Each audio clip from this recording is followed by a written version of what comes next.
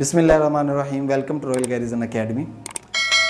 इससे पहले हम जो है वो फ़िनांशियल अकाउंटिंग की बात कर रहे थे और उसकी हम बेसिक टर्म्स और कुछ एंट्रीज जो हैं वो लेकर चल रहे थे। इसके साथ साथ उसको तो हम एक तरफ चलाएंगे, इसके साथ साथ जो है वो हम एक और सब्जेक्ट का जो है वो आज अपने चैनल पे इजाफा कर रहे हैं, जिसको हम कॉस्ट अकाउंटिंग कहते हैं।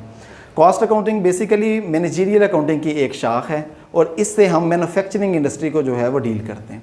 आपको पता है कि 3 तरह की इंडस्ट्री जो है वो पूरी दुनिया में जो है वो एग्जिस्ट करती हैं। उसमें सबसे पहले जो है वो आपकी ट्रेडिंग इंडस्ट्री होती है, जिसमें हम एक तरह से चीज़ें लेते हैं और दूसरी तरफ उसको फ़रोख्त कर देते हैं।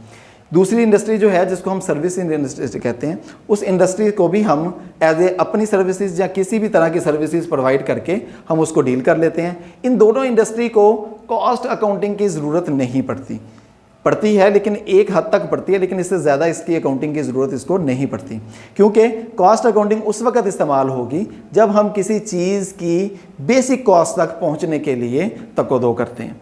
अब उसके लिए हम कॉस्ट अकाउंटिंग का इस्तेमाल करते हैं। कॉस्ट अकाउंटिंग में होता क्या है कि हमने जब किसी मार्केट में अपनी कोई प्रोडक्ट जो है वो लॉन्च करनी होती है, तो जब हम उस प्रोडक्ट को बनाते होते हैं तो उस प्रोडक्ट पे होने वाले मुख्तलिफ एक्सपेंसेस को, मुख्तलिफ अखराजात को हम किस तरह काउंट करके एक प्राइस जो है वो मेंशन करते हैं, जो कि हम मार्केट में लेकर अपनी प्रोडक्ट जाएं तो वो कामयाब होकर हमारे पास आती है।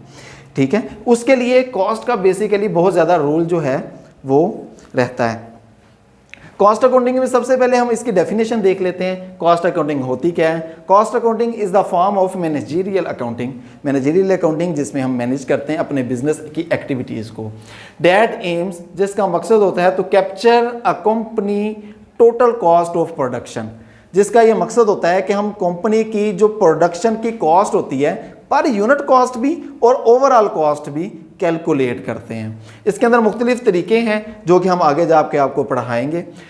Cost of production by assessing the variable cost and fix cost. 2 तरह की कॉस्ट आपकी कॉस्ट अकाउंटिंग में होती हैं, जो कि बेसिक एलिमेंट होता है किसी भी चीज़ को बनाने के लिए, मैन्युफैक्चरिंग करने के लिए, तैयार करने के लिए। एक को हम वेरिएबल कॉस्ट कहते हैं और दूसरी को हम फिक्स कॉस्ट कहते हैं।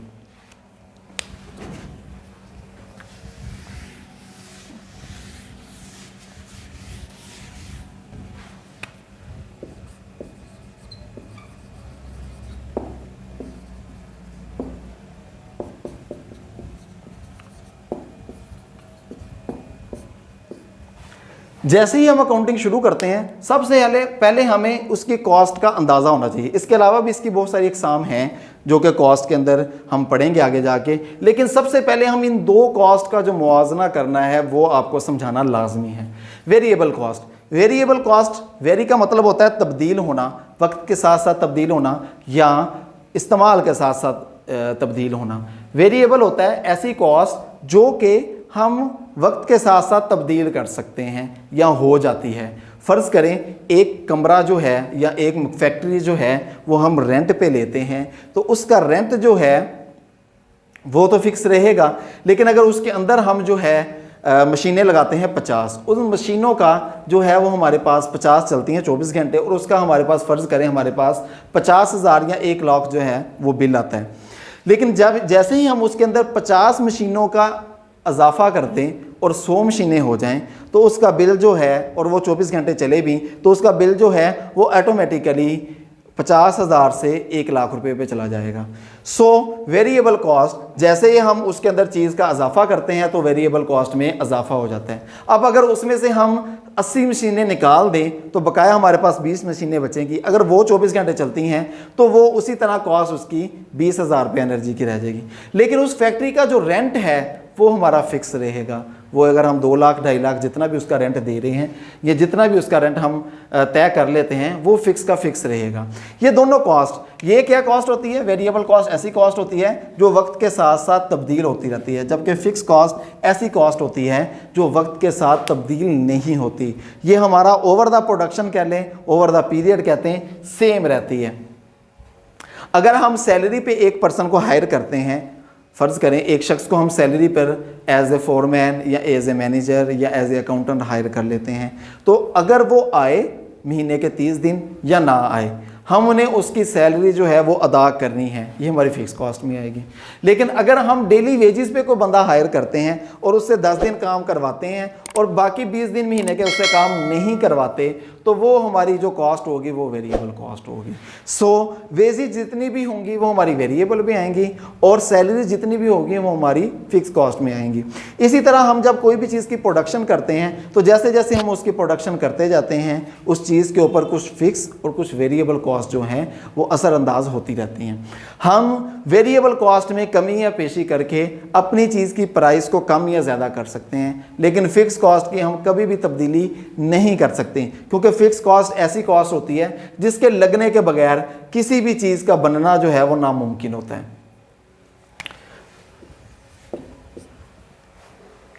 रहे थे इससे पहले कि हम कॉस्ट कौन कौन सी होती है।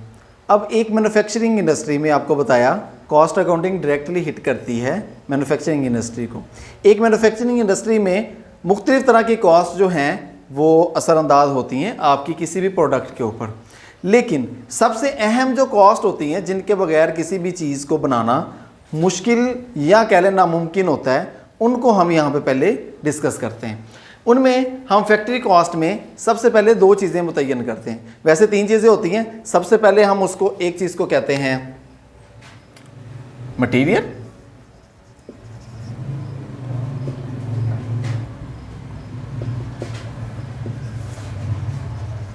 लेबर और FOH। ये 3 कॉस्ट बेसिकली किसी भी प्रोडक्ट को बनाने के लिए लाजमी यूज़ होती हैं। मटेरियल, कोई भी चीज़ जिसको हम बनाना हो उसके लिए जो रॉ फैक्ट्स होते हैं, रॉ थिंग्स होती हैं, रॉ चीज़ होती है, उसको हम मटेरियल का नाम देते हैं। जैसा कि एक मार्कल बनाने के लिए इसके प्लास्टिक जो है वो इसका रॉ मटेरियल होगा, इसी तरह एक कपड़ा बनाने के लिए आपका धागा जो है वो उसका रॉ मटेरियल होगा, इसी तरह आपका धागा बनाने के लिए कॉटन जो है वो उसका रॉ मटेरियल होगा। इसी तरह एक बिल्डिंग बनाने के लिए आपके पास ईंटें और बाकी जितनी भी उसके रिलेटेड चीज़ें हैं, बजरी, सीमेंट, वो सारी चीज़ें उसका रॉ मटेरियल कहलाएंगी। जब भी हम मैन्युफैक्चरिंग इंडस्ट्री की बात करते हैं तो हम सबसे पहले हम मटेरियल को देखते हैं। मटेरियल मैंने बताया 2 तरह का होता है, एक होता है डायरेक्ट मटेरियल और एक होता है इनडायरेक्ट मटेरियल।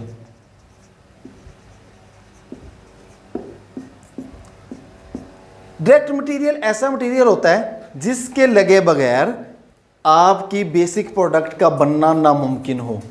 मैंने बताया एक मार्कल बनाने के लिए जो आपके पास प्लास्टिक है वो इसका डायरेक्ट मटेरियल है। आप प्लास्टिक के बगैर इस मार्कल को नहीं बना सकते। इसी तरह आप बिल्डिंग को जो उसके बेसिक एलिमेंट्स हैं उसके बगैर नहीं बना सकते। इसी तरह एक कपड़े को आप धागे के बगैर नहीं बना सकते। ये जो धागा है इसका डायरेक्ट मटेरियल है। इनडायरेक्ट मटेरियल ऐसा मटेरियल होता है जिसके बगैर चीज़ बन तो जाती है लेकिन उसकी फिनिशिंग या कुछ चीज़ों के उसके अंदर असरअंदाज होना बाकी रह जाता है। हम ये मार्कल तैयार कर लेते हैं, जब हम इसको तैयार कर लेते हैं तो इसके ऊपर हम ये कुछ राइटिंग करते हैं। इस राइटिंग के लिए जो हमें इंक चाहिए वो हमारा इनडायरेक्ट मटेरियल है। इसी तरह हम इसकी पैकिंग करते हैं, तो इस पैकिंग के लिए जो हमारे पास गत्ता या कागज़ इस्तेमाल होता है वो हमारा इनडायरेक्ट मटेरियल है। अब उसके बगैर भी ये मार्कल जो है वो काबिले इस्तेमाल हो गई। काबिले इस्तेमाल तक लाने के लिए रॉ मटेरियल को कन्वर्ट करके यूज़फुल कंडीशन में लाने के लिए जो मटेरियल रिक्वायर होता है उसको हम डायरेक्ट मटेरियल कराते हैं। और जब कोई चीज़ बन जाती है उसके बाद उसको फिनिशिंग में लाने के लिए या मार्केट में फ़रोख्त करने के लिए या मार्केटिंग के लिए या उसके सेल्स के टैक्स को बढ़ाने के लिए जो भी कॉस्ट इस्तेमाल होगी उसको हम इनडायरेक्ट मटेरियल में लिखेंगे। दूसरी चीज़ आती है हमारे पास लेबर। लेबर के बगैर आपको पता है कोई भी चीज़ जो है वो शख्स, वो वेजेस, वो पर्सन जो उस चीज़ को बनाने के ऊपर अपनी मेहनत लगाता है, उस शख्स को जो हम पे करते हैं उसको हम लेबर कहते हैं। लेबर 2 तरह की होती है, एक इसमें हम सैलरीज भी काउंट फार करते हैं और इसके अंदर वेजेस भी होती हैं।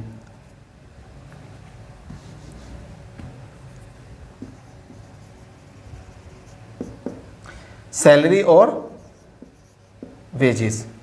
सैलरी क्या होती है? सैलरी हम किसी वर्कर को फिक्स कर लेते हैं कि वो 1 महीने तक हमारे पास जॉब करेगा या वो हमारे पास 1 साल रहेगा, तो हम उसको पर मंथ जो है वो एक सैलरी उसको फिक्स करके दे देंगे, उसको हम सैलरी के हेड में लेते हैं। जबकि वेजेस हम किसी शख्स को पर डे जो है हिसाब से हम उसको पेमेंट देते हैं, तो उसको हम वेजेस में लिखते हैं। सैलरी अगर एक शख्स 1 महीने के लिए आपके पास काम कर रहा है लेकिन आपके पास वो 26 दिन आता है और 4 दिन नहीं आता, तो उसकी सैलरी फिर भी आप मुकम्मल देंगे। लेकिन वेजेस अगर वो 26 दिन काम करता है तो आप उसको 26 दिन का ही पे करेंगे। आम तौर पर जो हमारे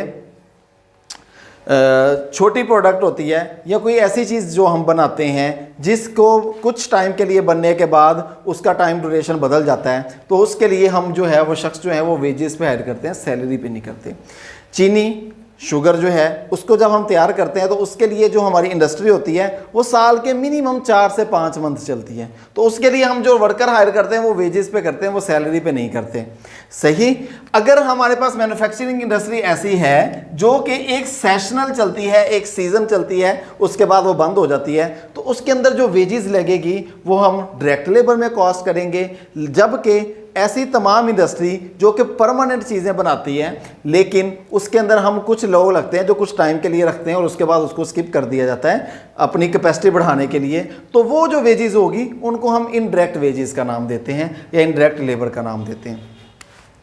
तीसरी चीज़ हमारे पास है FOH। FOH क्या होता है? FOH होता है फैक्ट्री ओवरहेड। ये चीज़ को बनाने के ऊपर हमारे पास मटेरियल भी लग गया, लेबर भी लग गई, लेकिन उसके अलावा उसके ऊपर कुछ चीज़ें जो हैं वो डायरेक्टली और इनडायरेक्टली असरअंदाज हो रही हैं, जैसा कि लाइट यूज़ हो रही है, आपके गैस यूज़ हो रही है, आपके इसी तरह से टेलीफोन आपका वहाँ पे इस्तेमाल होता है एक डिपार्टमेंट से दूसरे डिपार्टमेंट के लिए। कुछ लोग ऐसे होते हैं जो आपको वहाँ से चीज़ लाकर आपके डिपार्टमेंट तक पहुँचाते हैं, वो तमाम चीज़ें।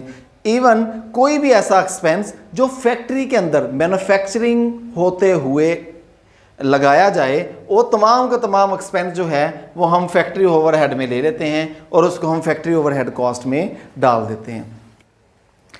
इन 3 चीज़ों को समझने के बगैर आप किसी भी मैन्युफैक्चरिंग इंडस्ट्री की एग्जैक्ट चीज़ों की कॉस्ट नहीं निकाल सकते। Thank you.